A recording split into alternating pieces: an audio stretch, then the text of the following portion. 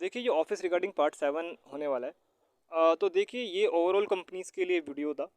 देखिए गाइस, अगर कोई भी कंपनी अपने वादे पूरे नहीं करती, वो एम्प्लॉय से वादे तो बहुत करती है लेकिन 80% वादे कंप्लीट ही नहीं कर रही, तो उस कंपनी में उस पर्टिकुलर एम्प्लॉय का मन नहीं लगता, राइट। दूसरी चीज़, सेकंड, उसका अप्रेजल साइकिल अगर बुरा है, लाइक जुलाई है, किसी में जुलाई में होते हैं, किसी में अप्रैल में होते हैं, किसी में जून में होता है, राइट। तो 2-3 महीने का पैसा कहीं ना कहीं रहता है उसका कंपनी के पास, राइट। वो हर सैलरी के बाद आता है। दूसरी डिफ़ॉल्ट चीज़ ये होती है। तीसरी चीज़ ये होती है कि उसे अप्रेजल से बहुत उम्मीदें होती है लेकिन वो हो नहीं पाता। तो यहाँ पे जो तीन मेन गलती हो गई वो तो मैनेजमेंट की तरफ से हो गई, राइट। तो अब वो एम्प्लॉय क्या करेगा? वो एम्प्लॉय अब देखेगा, चेंजेस देखेगा अपनी लाइफ में, एग्जैक्टली बात है।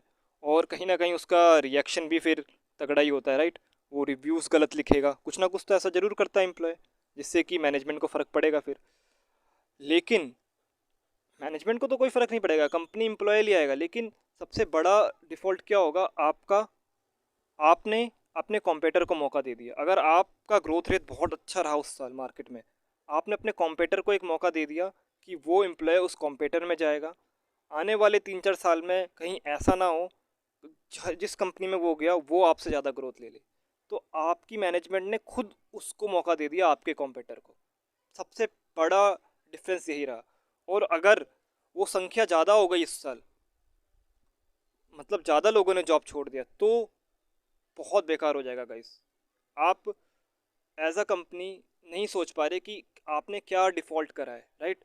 और दूसरी चीज़ें, अगर आपके वहाँ पे सारी चीज़ें क्लोज एंडेड है, ओपन एंडेड तरीके से नहीं होती चीज़ें, तो और भी ज़्यादा नेगेटिव हो जाता है, नेगेटिव इम्पैक्ट पड़ता है। तो ये कुछ चीज़ें हैं ऑफिस के रिगार्डिंग, मैनेजमेंट के रिगार्डिंग, जिस पे वर्क करना बहुत ज़रूरी है। अगर आप चाहते हैं आपकी कंपनी ग्रोथ रहे, तो कहीं ना कहीं आप 60% कम से कम अपने वर्ड्स कंप्लीट कीजिए।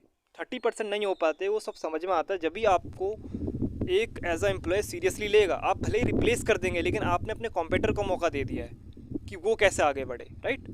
तो ये मैनेजमेंट की कुछ डिफ़ॉल्ट तरीके से, कोई कहीं ना कहीं आपने कंपनी में बहुत मेहनत करी होती है, 10 साल 12 साल हो जाते हैं, तो उस चीज़ों को आप समझिए। ये मैनेजमेंट के कुछ वो होते हैं, डिसीज़न होते हैं जो नहीं लेने चाहिए उनको। एज अ मैनेजमेंट सोचना बहुत ज़रूरी है इन चीज़ों में।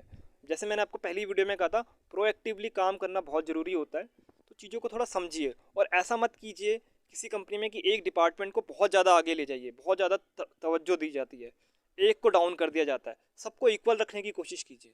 जितना आप ट्राई करेंगे, मैनेजमेंट ट्राई करेगा, उतना ही वो कंपनी और भी ज़्यादा तरीके से ग्रो कर पाएगा। आप देखिए ना गाइस, अमूल कंपनी ने ऐसा क्या किया जो और कोई नहीं कर पाया। आज भी, सॉरी, पार्ले जी ने क्या करा, पार्ले जी की स्टडी आप देखिए। पार्ले जी ने ऐसा कर दिया देश में जो कोई नहीं कर पाया। आज भी देखिए उनके प्राइस 5 रुपये का पहले पार्ले जी का बिस्कुट मिलता था, आज भी 10 रुपये का मिलता है। तो उन्होंने ऐसा क्या कर दिया मार्केट में। तो ये चीज़ें देखने लायक है गाइस। धन्यवाद। ये वीडियो आप ज़रूर पूरा देखिएगा, जब भी आप पूरी चीज़ें समझ पाएंगे। धन्यवाद।